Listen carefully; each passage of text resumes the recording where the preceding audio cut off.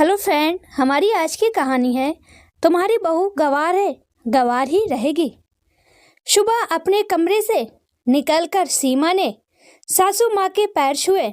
सुरेखा जी, सीमा की सास ने अपनी बहू को आशीर्वाद देते हुए कहा, अरे सीमा, ये पल्लू क्यों रखा है?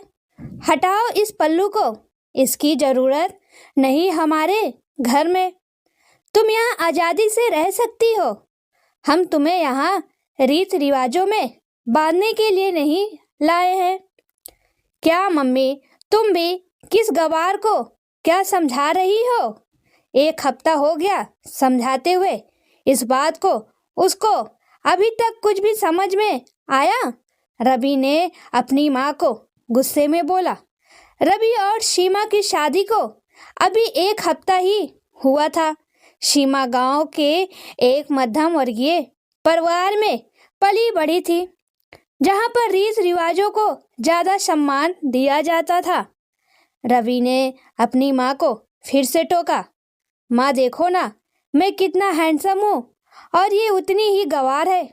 पता नहीं आपने मेरी शादी इससे क्यों करा दी। इसको तो किसी चीज की अक्ल नहीं है।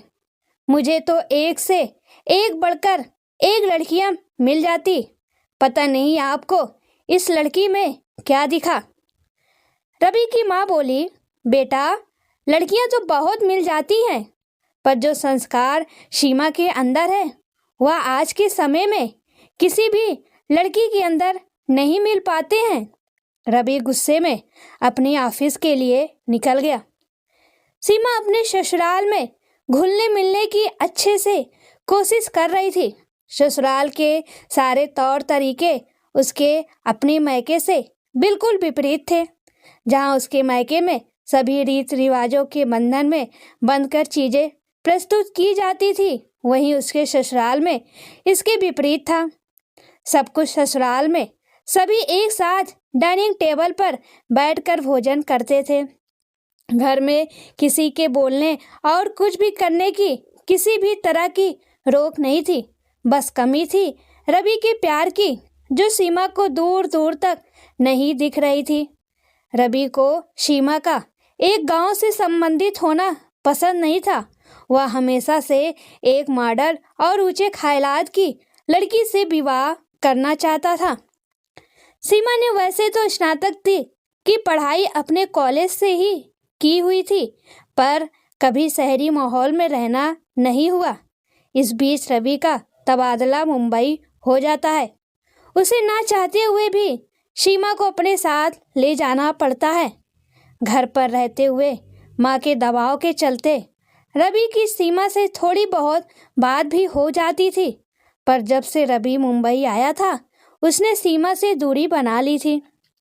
देर रात अपने दोस्तों के साथ पार्टियां करता और कई दिन तक घर भी नहीं आता था। सीमा को अब इन सब चीज़ों की आदत पड़ चुकी थी। उसने घर पर घुटने से अच्छा बाहरी दुनिया को जानने की कोशिश की। खाली समय में वो शहर की छोटी बड़ी हर जानकारी को जानने की कोशिश कर रही थी।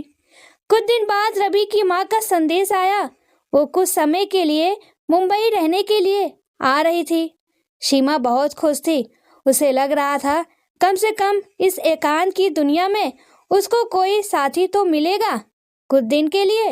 इधर सीमा की सास का मुंबई आना होता है। दोनों सास बहू अपना सुख दुख बांट रहे होते हैं और उन्हें खाली समय में मुंबई दर्शन भी करा रही थी।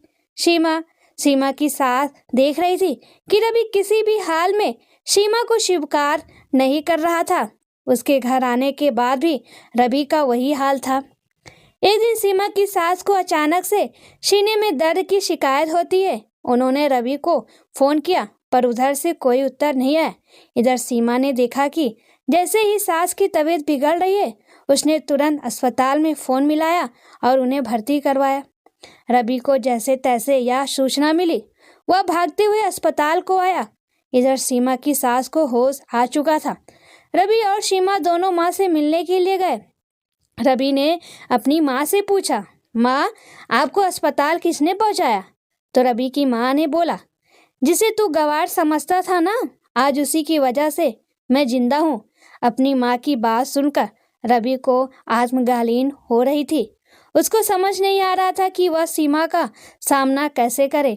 आज उसको समझ में आ गया था कि सिर्फ कपड़े पहनने से मॉडर्न नहीं होते, बल्कि समझदारी से जो परिस्थिति को संभाल ले वो मॉडल है। सच में दोस्तों, आजकल लड़कों को हर तरफ से परेशानी होती है। लड़कियां मॉडल मिल जाए तो बोलते हैं ज़्यादा ला गई, थोड़ा समझदार और गृहिणी टाइप मिल जाते हैं तो उसको गंवार कहते हैं। अरे लड़कों, पहले खुद अपने आप को देखो, तुम कैसे हो, किस हाल में हो, तब लड़कियों को जज करो।